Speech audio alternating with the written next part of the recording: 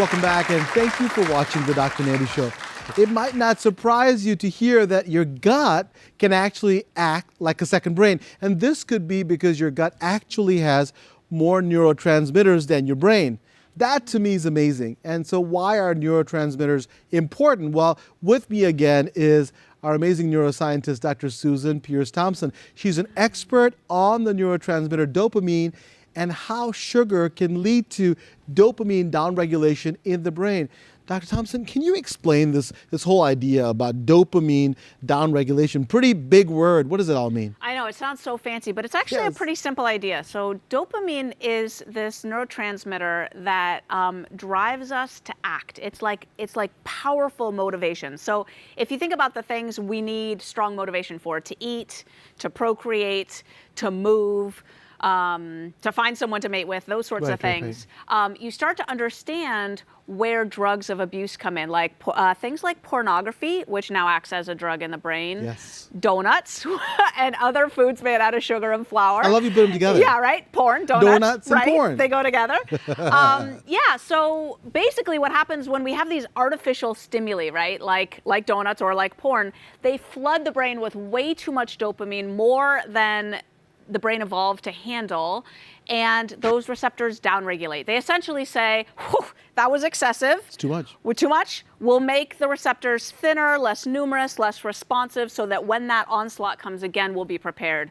But then the problem is you've rewired the brain to have a weak dopamine response in between times. So if you're not on your way for another donut or logging into your computer again, you feel bleak, you feel itchy, you feel like not quite good enough until you go get another hit. Not to feel high, but to feel normal. I love that explanation. It's one of the best explanations I've been given. You know, the idea is that people know what, and we talked about this before, what a crack addict looks like, right? And people go, they're jittery, they're uncomfortable, and this is what happens.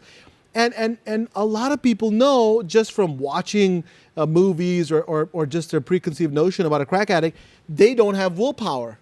And so, you know, a lot of times willpower goes away. And so is willpower enough? And our people think that, you know what, I'm strong enough, I'll be able to fight that addiction, or I'll be able to fight those cravings for food. Is that enough? Well, we can look around. 70% of people are now overweight or obese. So no. So willpower is not enough.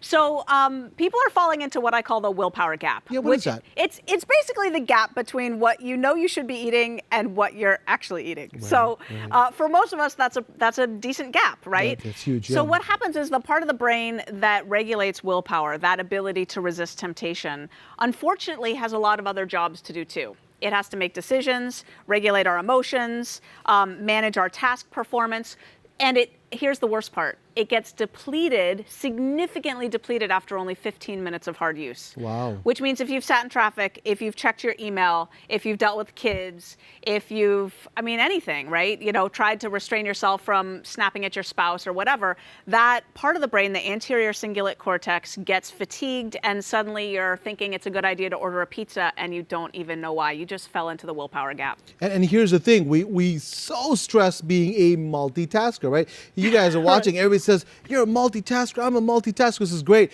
But what you're suggesting is the more you multitask, you're taking away your willpower, your real brain, the one you want, like you talked about, what you want to do, and then you take the instinctive brain comes on, call for pizza or do something because it comes without thinking. That's really important. A lot of us think about, you know what, we're doing 10 things at one time, and the better more you do that, the better off you are. When you're talking about willpower for eating, that may not be the right strategy. The way you've talked about it is with automaticity. What does that mean? Trying to make things automatic. What does that mean? Totally. So people typically are making decisions around food, and that's where willpower becomes an issue, and that willpower gap is gonna hurt you several times a day, which is too often, right? What I recommend is that we stop making decisions around food. We automate our eating like we automate our teeth brushing, right? Like you brush your teeth probably twice a day, I'm guessing. Correct. And you don't have to be in the right mood. You don't have to be like feeling good. You don't need a sticky note on your mirror to say, I'm doing it twice today. Today's the day. You don't need to hire a life coach to help you get better at it. You just brush your teeth twice a day. And that behavior is triggered by certain time of day cues and location cues that just put you in the action sequence of doing the right thing at the right time. Now, what if we made breakfast like that? What if we made dinner like that? What if we made that midday pause where, in our society still, there's some sort of pause at midday to eat some food? What if you suddenly notice, oh, I have my cooler bag right here and my lunch, exactly what I should be eating is right there. It's the easiest thing to eat. It's the quickest thing to eat. I think I'll eat that.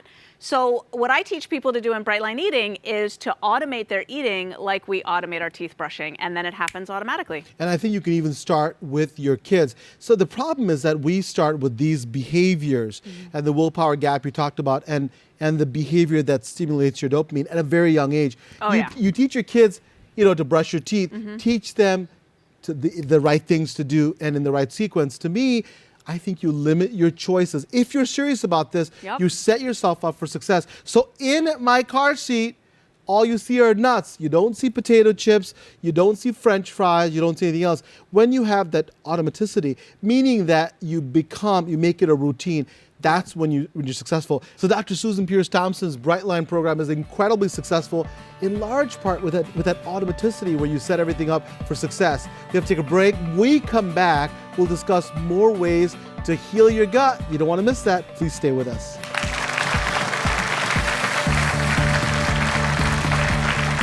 The microbiome that you can identify in individuals with IBS is different than the microbiome that you can identify in otherwise healthy individuals, which is different than the microbiome identified in patients with inflammatory bowel disease.